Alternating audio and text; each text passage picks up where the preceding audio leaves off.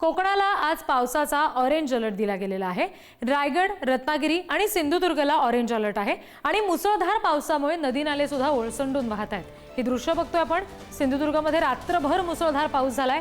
गड नदी आणि जानवली नदीच्या पाणी पातळीमध्ये प्रचंड वाढ झाली आहे आणि जर पाऊस कायम राहिला तर पूरस्थिती सुद्धा निर्माण होण्याची शक्यता आहे। प्रशासनाकडून सध्या नदीकाठी राहणाऱ्या सगळ्या गावकऱ्यांना सावध राहण्याचा आणि काळजी घेण्याचा इशारा दिला गेलेला आहे।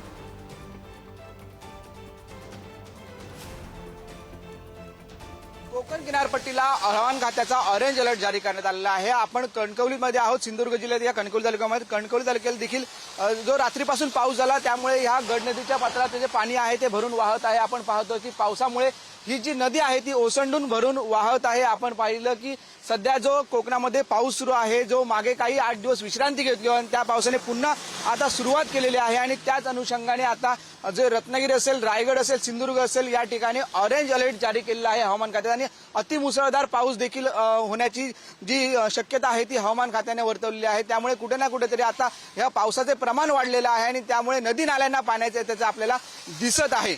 कॅमेरामॅन अमेश सुर्वेसह उमेश बुचडे, पुढार न्यूज, सिंधुदुर्ग।